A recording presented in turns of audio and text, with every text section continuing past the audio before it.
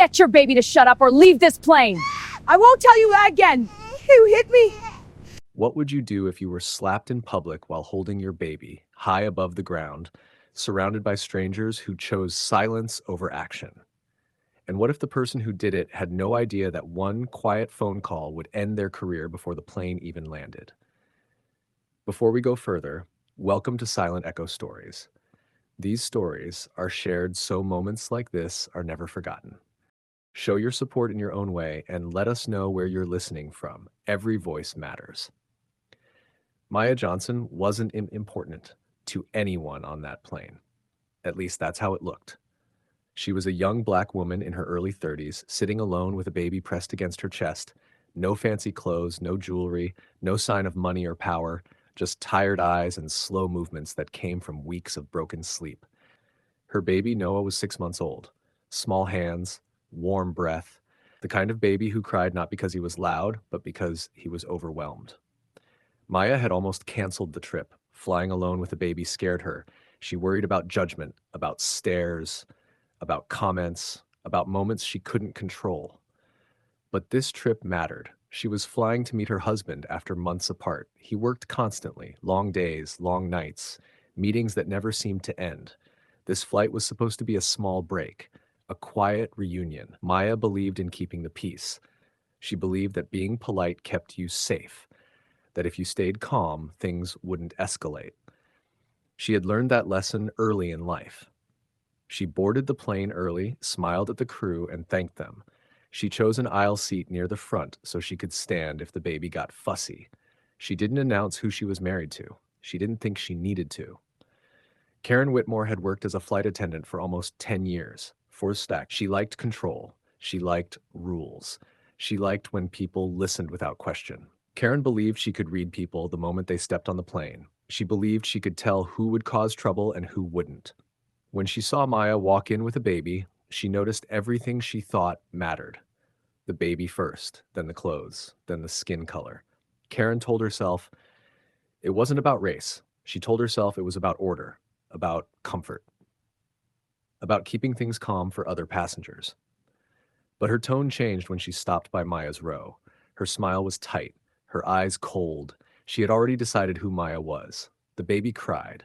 Not loud, not constant, just short bursts. Tired sounds from a child who had been passed through security, lines, noise, and bright lights. Maya rocked him gently, whispered to him, kissed his head. Karen stopped beside the row. You need to control that child, she said. Her voice was low, but sharp. Maya looked up, surprised. I'm trying. He just needs a minute. The baby cried again. 10 seconds. Maybe less. Karen's face tightened. She raised her voice this time. Some people shouldn't fly if they can't behave. The words hung in the air. People looked over. Some pretended not to hear. Some stared openly. Maya felt her chest tighten. Excuse me? She said. Karen didn't answer. She lifted her hand. The slap echoed louder than the baby's cry. For a split second, no one moved. Maya didn't scream. She didn't fight back. She didn't even raise her hand. She just stared ahead, stunned, holding her baby tighter, like she was trying to shield him from everything around them. The baby screamed. A man across the aisle stood up halfway before sitting back down. Someone gasped. A phone came out, but too late.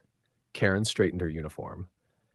You're causing a disturbance, she said, calm and firm, like she hadn't just crossed a line that couldn't be undone. Maya's cheek burned. Her hands shook. She whispered, It's okay. It's okay, over and over, but she didn't know if she was talking to the baby or herself. The silence after the slap felt worse than the slap itself. A passenger pressed the call button again and again. The captain was notified. Airport police boarded the plane. At first, they spoke to Maya. They asked if she had yelled, if she had been aggressive, if she refused to follow instructions. Maya answered softly. No. Karen stood nearby, arms crossed, calm, confident, like someone who believed the system would protect her. Then a passenger spoke up. Then another. Someone showed a short video. No sound, just the motion of the hand connecting with Maya's face. Karen's confidence cracked. The captain asked Maya if she wanted to file a report. Maya nodded. She made one phone call. She didn't cry. She didn't explain much. She just said, They hit me. 20 minutes later, a man boarded the plane. Dark jacket, clean shoes, calm presence. He didn't rush. He didn't raise his voice. He walked straight to Maya and knelt beside her. "Are you okay?" he asked quietly. Maya nodded. He stood up and faced the captain. "I own this airline," he said. The words landed heavy. No one spoke. Karen laughed once, sharp, nervous. "That's not funny," she said. The man didn't smile. Security escorted Karen off the plane. She resisted at first. She cried. She begged. She blamed stress. She blamed training. She blamed policy. She never apologized. Maya never looked at her. By the time the plane landed, the video was everywhere. The airline issued a public statement within hours. Karen was fired. An investigation followed. Charges followed. Her name became tied to the incident forever. She lost her job, then her career, then her privacy, all from one moment she believed she could act without consequences. What stayed with people wasn't the ending.